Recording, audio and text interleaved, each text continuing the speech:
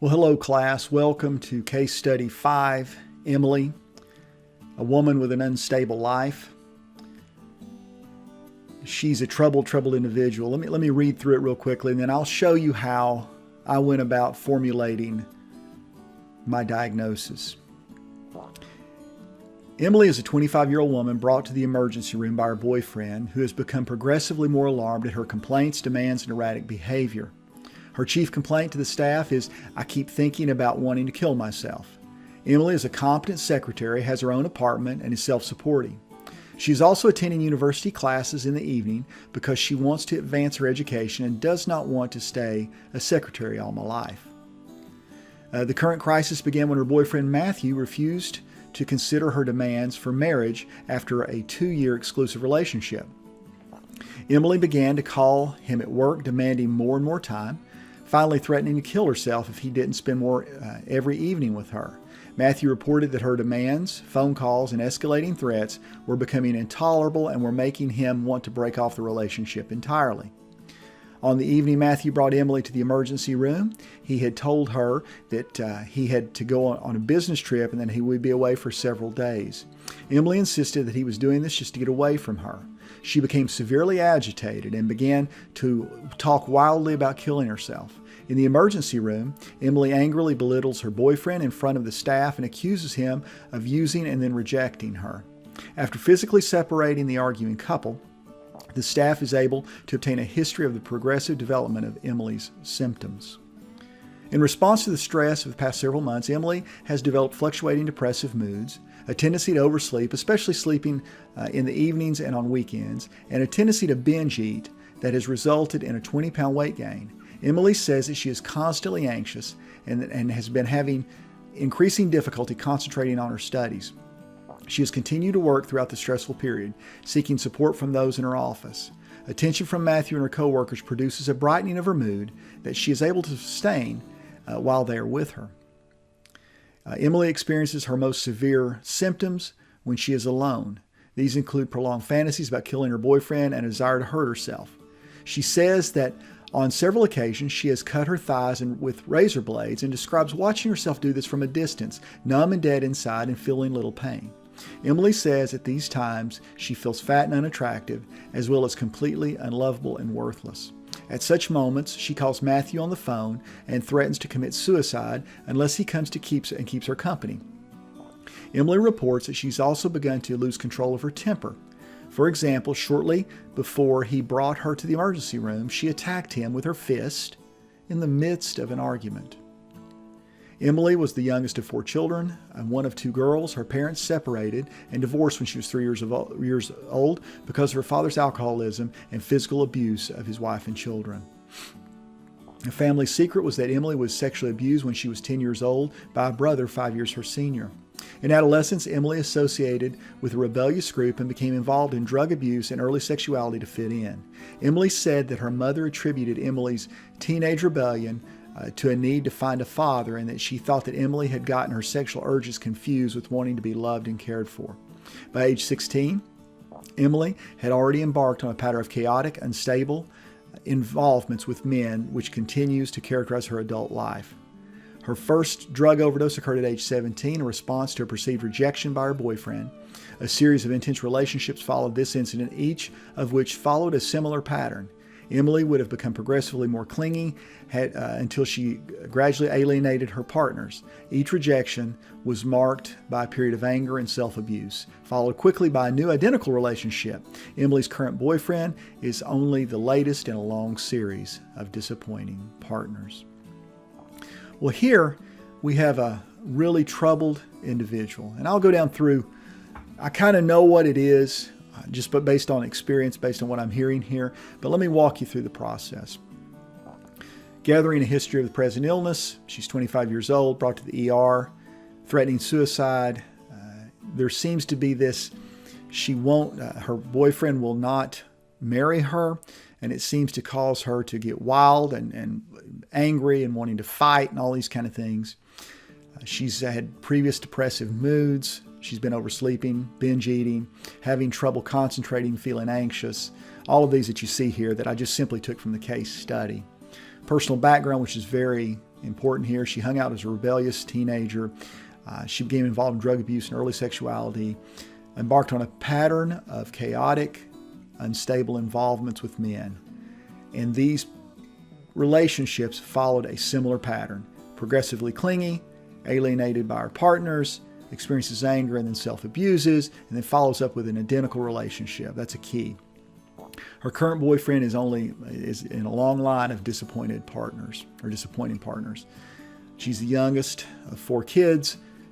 Parents separated, so she grew up in an abusive environment, though, because her father was abusive alcoholic, but also she was sexually abused, which is another key figure here, a key turning point in her life.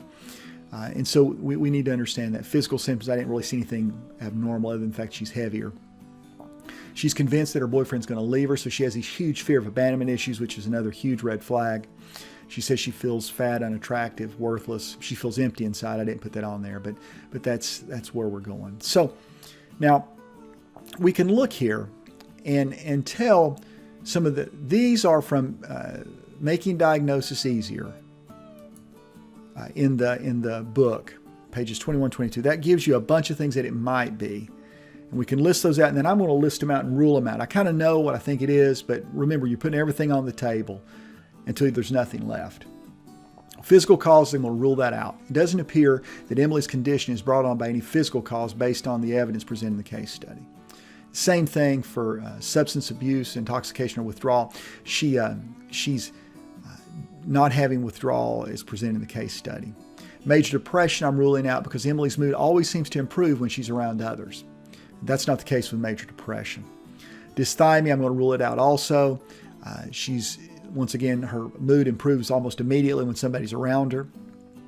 Mania, bipolar 1, I'm going to rule it out because there are no distinct episodes that would distinguish Emily's problem, as would be the case of mania. You see that on page 132, by the way, of your DSM. Paranoid personality disorder, I'm going to rule that out. The tendency of individuals with paranoid personality disorder is to react to minor stimuli with anger. And that's also seen in borderline and histrionic. However, these disorders are not necessarily associated with pervasive suspiciousness like paranoid personality disorder is. Schizotypal, I'm ruling it out because paranoid ideas or illusions may be present in borderline personality and schizotypal, but these symptoms are more transient, interpersonally reactive, and responsive to external structuring in borderline personality. She's not that way all the time. Antisocial, I'm ruling it out. As you see here, individuals with this are manipulative to gain power and stuff. Borderline, she's just wanting attention from caretakers. Histrionic, I'm going to rule it out because it's not distinguished by self-destructiveness and angry disruptions and chronic feelings of emptiness and loneliness. That's what borderline is more like instead of histrionic. Dependent personality disorder, the individuals here react to abandonment, feelings of rage, whereas the folks with dependent personality disorder, they actually end up wanting to appease people. So it's not that. Personality change, I'm going to rule it out. It doesn't seem there's another medical condition that's bringing it on, which leaves us to borderline personality disorder. This is the correct answer, 30183 F60.3. The criteria is here. You find it in the DSM, a pervasive pattern of inability of interpersonal relationships, self-image, and affects, and marked impulsivity beginning in early adulthood and present in a variety of contexts as indicated by 5 or more of the following. Look at this. Frantic efforts to avoid real or imagined abandonment, yes. Number 2, a pattern of unstable and intense interpersonal relationships characterized by alternating extremes of idealization and devaluation, yes. That's 2. Identify disturbance, markedly and persistently unstable self-image and sense of self, yes. 4. Impulsivity in at least 2 areas that are potentially self-damaging: spending, sex, substance abuse, reckless driving, binge eating, yes. Number 5, recurrent suicidal behavior, gestures or threats, or self-mutilating behavior, yes. Number 6, affective instability, that's mood swings, due to marked reactivity of mood, yes. Chronic feelings of emptiness, yes. Inappropriate and intense anger, yes. Transient stress-related paranoid ideation, a little bit maybe, but you can see she clearly qualifies. Associate features supporting the diagnosis: physical and sexual abuse, neglect, hostile conflict, and early parental loss. And she's got both physical sexual abuse and early parental loss. That would help us see that. Everything else is normal. It is ongoing or none noted. Now the important thing is, many of you are going to ask the question, well, Dr. Harden, how'd you know it was borderline? Well, one way. When you've done it as long as I have, you just sort of know these things based on experience. And then you're saying, well, I don't even know where to start. Well, here's the thing. You need to understand your textbook chapters. Had you read carefully the chapter on psychotic behavior, so on and so forth, you had at least had a starting point. That's how I started. You have to start by understanding, by taking in the information and thinking about what could it be. Now, when you get a little bit more experienced, it's easier to simply kind of know where to start looking. So from your perspective, don't feel discouraged if you didn't know it at first or if you got it wrong. I expect you to get it wrong. It's a learning experience. What you need to understand is how you can learn from that is go back, look where you missed it, read up on that, take special notes. Certain key things that I just knew as an experienced clinician: fear of abandonment, sexual abuse, mood swings, all of these kind of things lead to an initial thought of this might be borderline personality disorder. And so you'll get it. It's more caught than taught. But I just want to encourage you. I know some of you are feeling really down, a little bit down, because you haven't gotten any of these right or all of these right. But that's the idea. You've got to learn. So if you don't know where to start, go back to your textbook and look real carefully at what you missed, and so that you should know 5 disorders or problems really well, because you've done 5 case studies. And so you should know those by now. And so put those away, set them up in a note somewhere for yourself of common symptoms, but read your DSM very clearly. It's in there. Read your Making Diagnosis Easier book. It's in there, and read your textbook. You can learn these things, and as you practice those things, you'll be surprised how quickly you'll learn how to do this. I hope that encourages you. If you have any questions, let me know. God bless. We'll talk again soon.